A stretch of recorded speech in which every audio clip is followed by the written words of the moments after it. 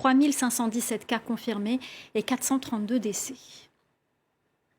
Samuel Eto'o, sur le terrain des plus démunis, le footballeur camerounais a décidé de venir en aide à 50 000 foyers camerounais frappés par la pandémie du Covid-19. Sa fondation est à pied d'œuvre dans plusieurs villes du pays, à Yaoundé, la capitale, Douala, Bafoussam et Bouéa. Il est avec nous en direct pour en parler. Bonsoir Samuel Eto'o, merci beaucoup d'avoir accepté notre invitation. Bonsoir à vous, merci de m'avoir invité. Alors votre fondation, je le disais, est mobilisée depuis le début de la pandémie. Quelles sont concrètement les actions de l'association sur le terrain? Permettez-moi tout d'abord de dire merci à tous les bénévoles qui ont bien voulu m'accompagner dans cette action. Cette action est basée sur deux volets. Le premier volet était bien évidemment la sensibilisation de la population. Et puis le deuxième volet était apporter notre soutien matériel aux populations. Alors quelles sont les actions sur le terrain? De quoi ont besoin les habitants des quartiers les plus pauvres? Mais vous savez, les habitants des quartiers les plus pauvres ont toutes les difficultés que nous connaissions déjà avant cette pandémie. Et vous savez que le secteur informel en Afrique était le plus touché, donc il fallait trouver le moyen d'apporter notre soutien à ces gens pour qu'ils restent le plus possible chez eux. Alors justement, au Cameroun, il n'y a pas de confinement, mais un couvre-feu. Est-ce que les plus démunis parviennent tout de même à subvenir aux besoins quotidiens de leur famille? Il est très difficile et nous sommes conscients de ça, d'où notre action.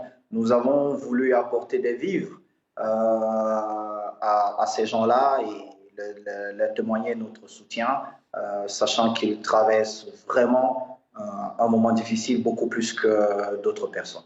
Est-ce qu'ils comprennent, ces personnes, les mesures prises par les autorités pour prévenir contre le coronavirus? Vous savez, quand vous êtes dans le besoin, vous ne comprenez pas forcément ce qu'on peut vous dire, parce qu'à un moment donné, vous vous dites « ma vie, elle ne vaut rien, alors il faut que j'aille chercher quelque chose pour mes enfants, pour mon épouse, peut-être aussi pour mes parents ». Mais comme j'essayais de dire à mes concitoyens, la vie est la chose la plus importante, c'est tant que vous êtes là, il faut prendre soin de cette vie-là. On comprend toutes les difficultés que ces personnes rencontrent en longueur de journée, mais il faut bien vivre, il faut bien se battre et surtout prendre soin de sa santé. D'ailleurs, votre fondation, votre association sur le terrain fait aussi de la prévention en distribuant des kits pour se laver les mains, par exemple, du gel hydroalcoolique ou du savon, pour sensibiliser ces populations. Oui, nous apportons du gel, du savon, un peu de riz, de l'huile. Et puis, vous savez, nous avons des taximens qui sont très exposés, les mototaxis, ce que nous appelons chez nous bensikin, qui sont très exposés. Et nous avons décidé de donner 50 000 masques à ces deux associations pour qu'ils essayent de se protéger. Alors, Samuel Eto'o, on va quand même vous poser une question football. Ce soir, on parle beaucoup en ce moment de déconfinement, de retour à la normale progressif. Craignez-vous que le virus ait raison de la CAN 2021 qui doit d'ailleurs se dérouler au Cameroun? Je pense que le plus important, et les instances du football africain ont bien compris que le plus important, c'est la santé. Et je ne vois pas mon aîné, le grand frère Ahmad, risquer la santé des amoureux du Ballon d'Or pour une CAN.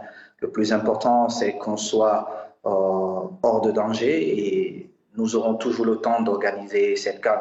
Déjà, elle est acquise pour le Cameroun, donc après, ça sera juste une question de date. Merci en tout cas, merci infiniment Samuel Eto'o d'avoir répondu à nos questions et d'avoir parlé des actions de votre fondation sur le terrain pour aider les plus démunis à lutter au quotidien contre le coronavirus. Merci beaucoup d'avoir accepté notre invitation.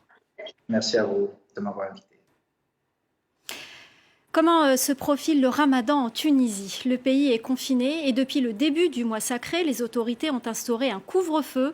Fini les longues soirées entre amis ou en famille.